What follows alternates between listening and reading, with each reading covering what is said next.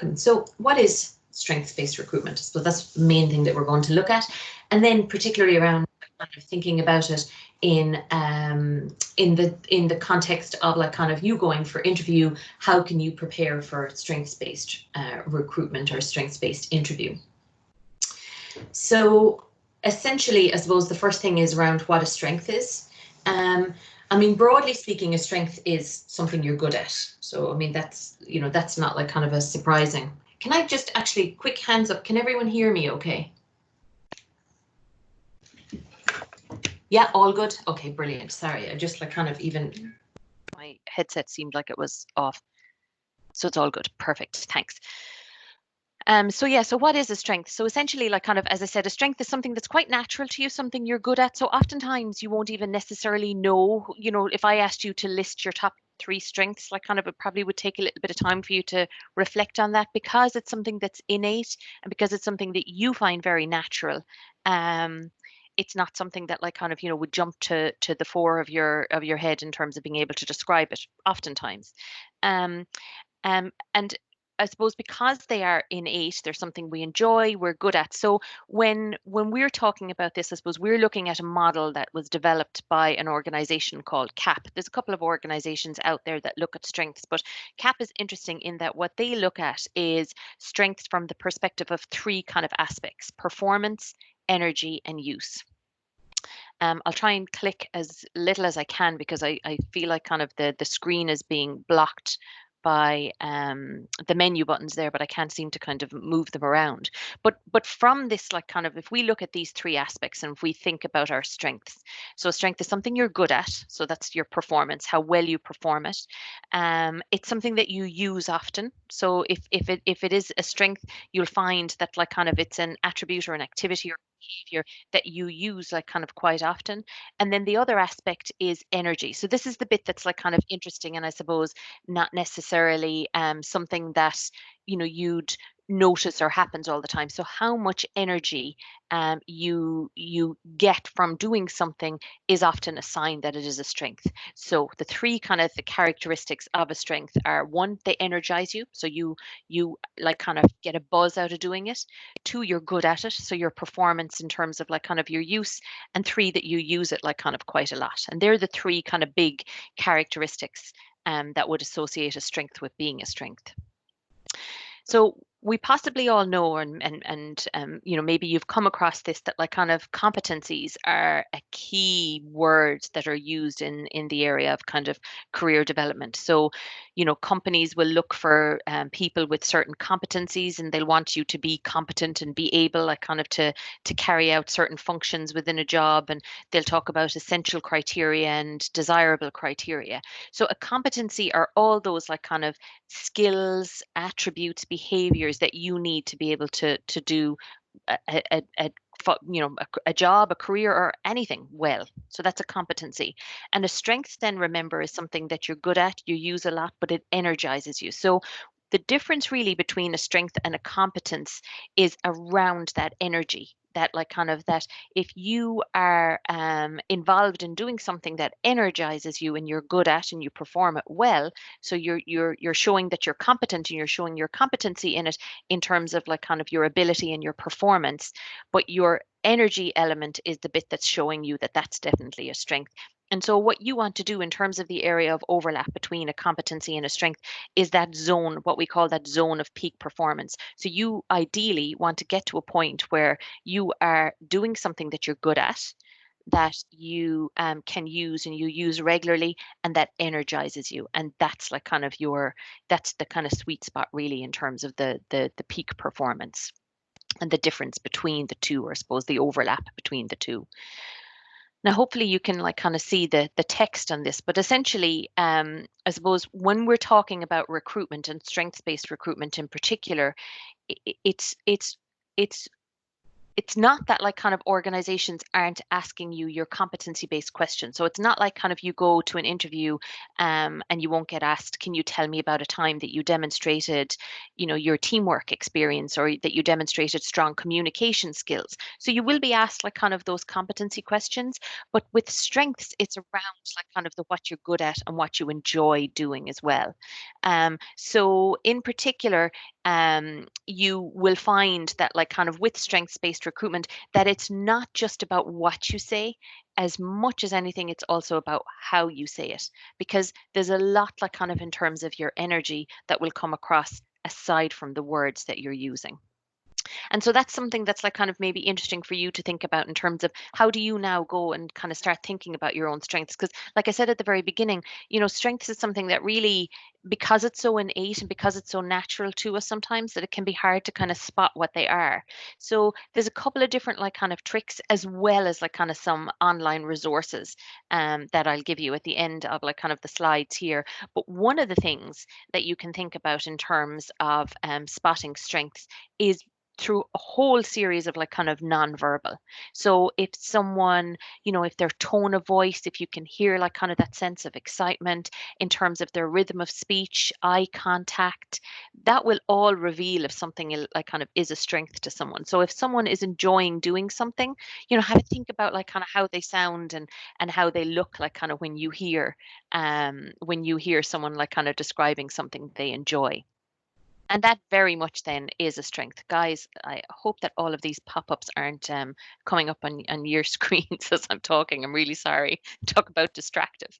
Um, but basically that's like kind of one of the key things around like kind of, I suppose, the non-verbal, the energy bit that is coming across from someone when they have when they're demonstrating a strength is like kind of often very much through that non-verbal. Now, as I said, you can kind of think about it like kind of in a direct sense as well, and there's lots of worksheets and questionnaires that you can do. But sometimes actually it's worth like kind of thinking about, like if you think about things that you enjoyed when doing when you were young, oftentimes those activities, like kind of those behaviors that you enjoyed, you will carry through now, and that will like kind of identify a strength.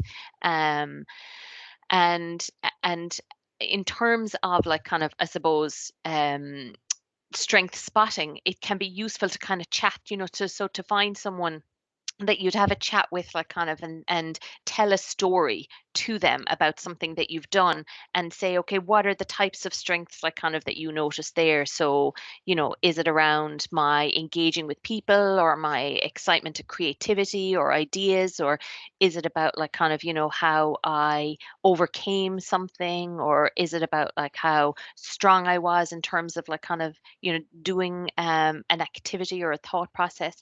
And so that can be a good way to kind of to verbally like kind of think about your strength spotting. But as I said, the cues around the nonverbal are also very interesting to look at. So if you kind of start to um, even if you tell a story to someone, like kind of something that like kind of you enjoyed doing, and then you tell a story about something that you didn't really enjoy doing, that's a very quick way of even seeing the difference between your nonverbal like kind of reaction around your whole body language. If I'm telling you something that I didn't enjoy or found difficult, my tone will differ, my energy level will be like kind of fairly low, even my body language like kind of might be closed, like kind of less open. Whereas if I am telling you about something that I do enjoy, which is part of it, is like kind of, even for me, being involved in delivering sessions like this is something I enjoy. And I very much enjoy like kind of the interaction element afterwards. I will be more open. I will be, like I love kind of chatting with people, keeping eye contact. So all of that is something that would energize me. I mean, and as I said, that's very much, there's no verbal kind of cue on that. That's all like kind of the non-verbals around strength spotting. But if we look then in terms of, I suppose, like aside from just the tone and the speaking around like kind of strengths, signs of like kind of strengths, and I suppose signs of like kind of times when you are not in that optimum kind of strength zone, in that zone of peak performance even. So if you are doing something that's like kind of within your strength, you'll be more likely to be relaxed, focused. As I said, your tone, the terminology, even the words that you use will tend to be like kind of more positive and upbeat, more authentic and genuine. So like kind of, because it'll be coming from your core, passionate about something, being able to like kind of visualize. And as I said, oftentimes childhood memories and things that you did and enjoyed doing as a child would be very good things to think about, like kind of, and reflect on, that would demonstrate where your strengths lie. a sign that something is not a strength, or I mean, we can call it a weakness, would be, if something like kind of is inclined to make you anxious or drain you. So that's a very big thing around like kind of the CAP model, is the energy level. So if you could be good at something, but if it drains you, then it's not like kind of a strength area. So sometimes there's that like kind of difference between the competency, so the ability, I'm able to do something, but I may not like kind of enjoy doing it. So say for example, I don't know, mopping a floor. You could be very good at like kind of mopping a floor, but if you don't feel the love for mopping the floor, then that's like kind of not going to be a strength. I actually on occasion do love cleaning, so I actually do feel very energized, even though like kind of, it can be draining in a physical energy sense if you're doing like kind of loads of work, but it can be very like kind of energizing internally, and that would be like kind of a sign that it's a strength. um if you're agitated, inauthentic, if you give shorter answers and don't use examples, that is another sign like kind of that something is not a strength, or maybe you can equally call it a weakness. And we'll have a look at that, like kind of, suppose what's the difference between strengths and weaknesses, and how do I deal with that in an interview kind of scenario.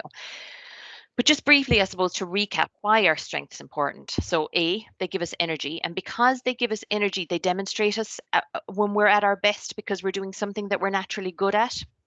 And the kind of like the domino effect of that is that we can come across like kind of more confident. Um, so if we can't spend the time, and this is the bit that would take like kind of, offline, when you've seen this, you'd need to kind of go and reflect and think about what are my strengths. They can be very useful to help you in interviews. So and particularly say organizations that use and tell you that they're using a strengths-based approach. But even aside from that, like kind of even organizations that use a competency-based approach to interviews, knowing your own strengths can help you with that. It can help you in terms of your CV preparation. It can help you even in terms of your career choice. So if you kind of bring it all the way back and reflect on things that you enjoy doing and that you're good at, that can help you in terms of going forward. Where do you want to go with that? And again, the knock-on effect of that is that like kind of it's going to develop your confidence, and your own personal development. And because you'll have like kind of thought through stories as well, they'll be positive examples of what you enjoy doing and what you're good at. And that in itself like kind of is building your repertoire that you can use in interviews and on CVs, but it's also like kind of building your confidence level. And I think there's no bad thing about that. That's all like kind of positive. Um, so the model that I was telling you about that like kind of we use, and particularly that uses the kind of performance, energy and use, they also have an online, so they have a short free questionnaire that you can do online. I have the links to that at the end of the video. But you can also like kind of pay to get a more detailed, so it's £10 sterling to do their like kind of entry level questionnaire. But you don't need to do that, but just to kind of give you a sense, because what's interesting about the way they do that is they talk about like kind of strengths in terms of 4 broad areas. So at the moment, we've all been talking about, or I've obviously been doing the talking about like your realized strengths. So the stuff that you do well, that energizes you and that you like using, or that you use more often. But if you recall, I said that sometimes you can be good at doing something, but it mightn't energize you. So that would probably tend to fall into a learned behavior. So I sometimes talk about database management for me for that. So sometimes I'd have a lot of work to do, like kind of in Excel. And actually, like I do like attention to detail, and I do like using Excel for organizing things. But if I do it kind of too long, I find it kind of draining. So it doesn't energize me in the same way as like kind of meeting with people and working with people are. So that may fall into one of my learned behaviors, something I can do, I'm fairly good at, but it's not necessarily giving me energy. The CAP model then also looks at weaknesses, so things that I find hard and that I don't enjoy. And one of the things that CAP will say about the weakness category is, you don't have to spend so much time trying to kind of like translate or transform a weakness into a strength, because really, if it is something that you don't enjoy doing, chances are that that's not going to change. So really what you want to try and do is compensate for that weakness from your strengths. So instead of like kind of focusing on the weakness, focus on a strength that can help you like kind of leverage out of like kind of the weakness. But the bit that like kind of I suppose is really you know, interesting if you wanted to kind of look at the CAP model are these unrealized strengths. So these are things that really, if we had the opportunity, we would perform well and we are good at, but we don't have a lot of time or a lot of chance to use them. So they do energize us and we're good at them, but we're not using them maybe as much as like kind of would be, you know, interesting for us to try in terms of developing our strengths. And through the CAP questionnaire, they'll give you like kind of feedback on those unrealized strengths. And they're areas, sometimes they're the areas like kind of, you know, that are very interesting to look at how you develop and how they might fit into kind of careers or career trajectories, like kind of for you going forward. So that's the model. So I said, okay, weaknesses. I mean, one of the big things is, you know, a weakness is something that you're not necessarily as good at. But from the strength perspective, it drains you. It's something that you do not like kind of feel energized by. It's, you know, it's not natural. It's but in reality, it may be something that you have to do in your role. So that may have to like kind of move into that learned behavior. So something that you can, you know, develop and become good at, but you're not necessarily going to find energy around it. So even sometimes like kind of it might be a case if that happens. So in an ideal world, what you want is not to have to kind of like focus too much on your weaknesses.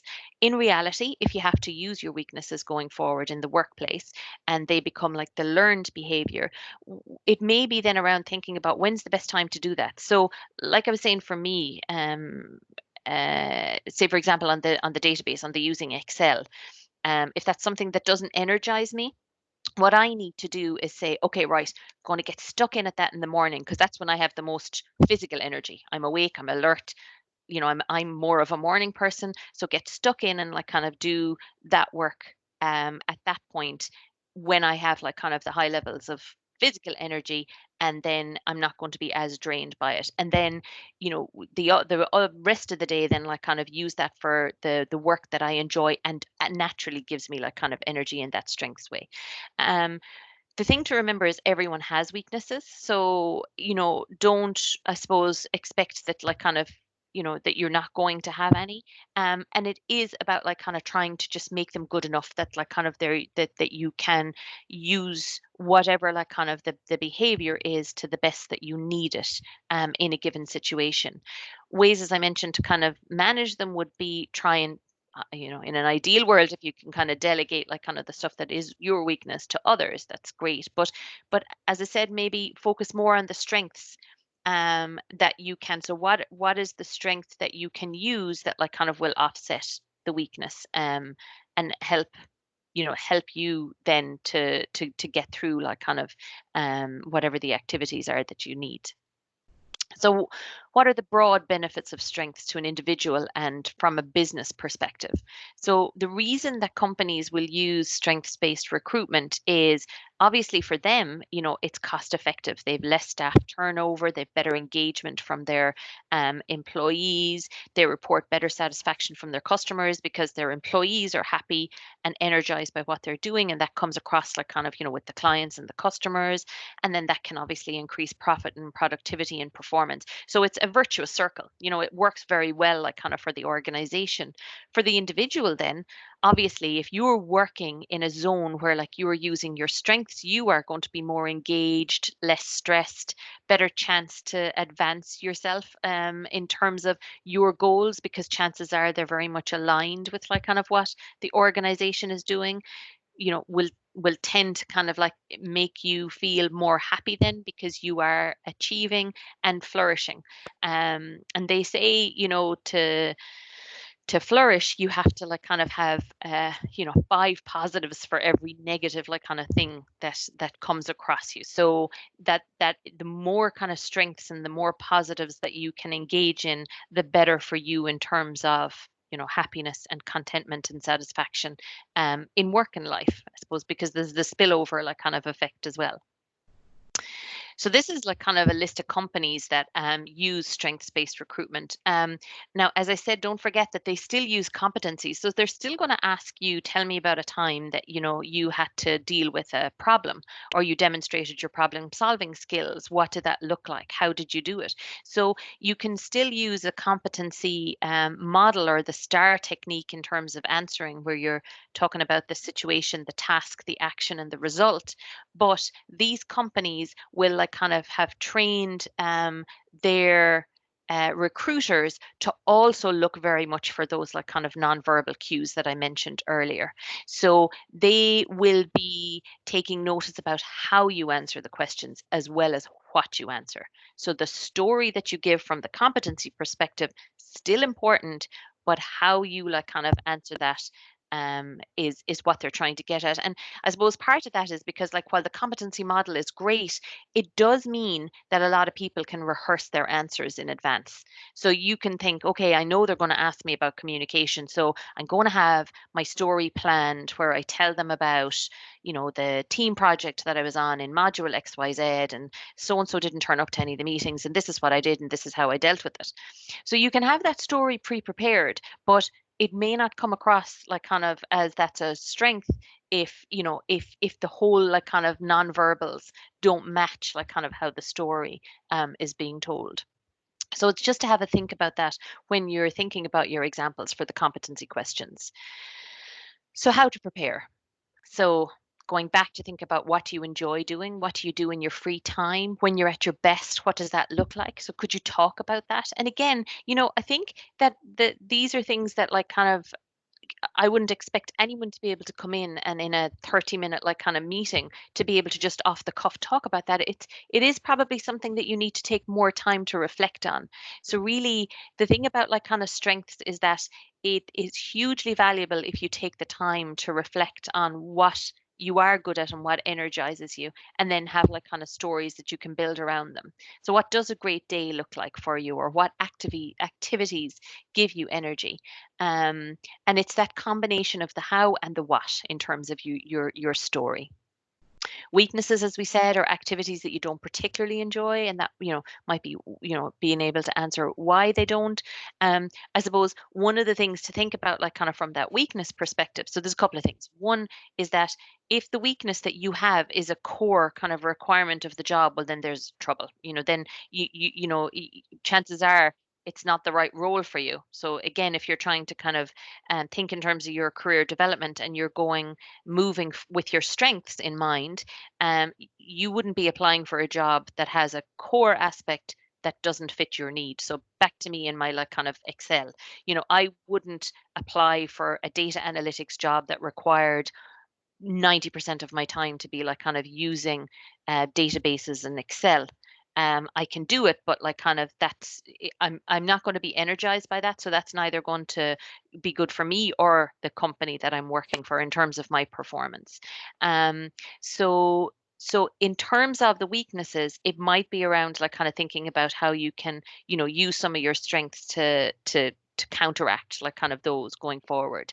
And it's still very important. So we're talking about strengths, and I know a lot of this you can do in terms of like kind of like I said, your own self-reflection or doing questionnaires or talking with others.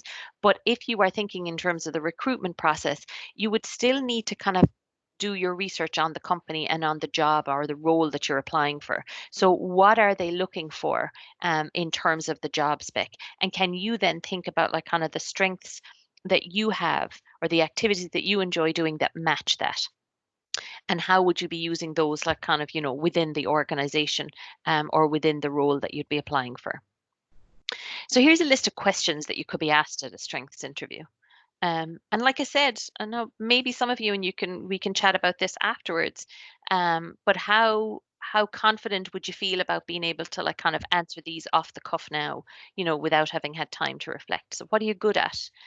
What's something you're proud of? So again, that might be something easier because it's, you know, it's a time, it's achievement, it's an instance. What are the things that are left on your to-do list? So you'll find if you're a to-do list person, the stuff that never gets on your to-do list, even though you have to do it, is a strength. because you jump in and you're energized by it and you do it straight away. But if the stuff is left on your to-do list, chances are that may not be as high up as a strength priority. Are you a starter or a finisher? So that's an interesting one. So, obviously all jobs will require people to start and finish, but where's your strength? What energizes you the most? Is it the kind of getting stuck in at the beginning of a project and coming up with ideas and the brainstorming and the planning? Or is it like kind of, the getting it to the end, achieving the targets, whether it is like kind of, consistently like kind of doing the activities to get to the finish line, or that last kind of drive to get to the end? What are the parts of it, of a project, if you think in terms of that start or finish or timeline, that would be your strength? What do you find draining or tiresome? um what kind of do you like to do in your spare time? Again, what energizes you, what makes you feel most inspired, or when do you feel most inspired? um so these are all examples of questions that you might be asked in an interview. And there's no right or wrong answer, because one of the reasons that like a lot of recruiters actually use strengths-based recruitment, particularly for graduate recruitment, is that most students are like kind of, it's a fairly level playing field. Most of you have the same level of qualifications, the same experiences, the same modules, the same projects, similar work experience to each other. So it is about like kind of making sure that the person that's selected by the company is a good fit for the company, and that like kind of, that you're going to play to your strengths rather than it just being about your abilities. And so that's why, aside from the what you say, it's also the how you say it, that recruiters will be looking for. So here's a link to the questionnaires that I was mentioning. So the VIA Institute is a free strength survey, and JobMe is also a free questionnaire. The JobMe questionnaire is based on that CAP model. So when I showed you that model, which you have the strengths, the learned behaviors, the weaknesses, and the unrealized strengths. That's that CAP introductory profile. So that one, as I said, is the £10 if you do it, but the JobMe is like a free style version of that, even though you're not necessarily getting the unrealized strengths. And yeah, I mean, if you're interested in that, the link is there if you want to kind of go on and do any of those free or the paid for questionnaire. And then the other thing that could be useful for you to have a look at would be some of the companies and what they do around strengths-based interviews. So there's some links there that you can go to in your own time around, how companies use strengths-based interviews, and suggestions around excelling or doing well at strengths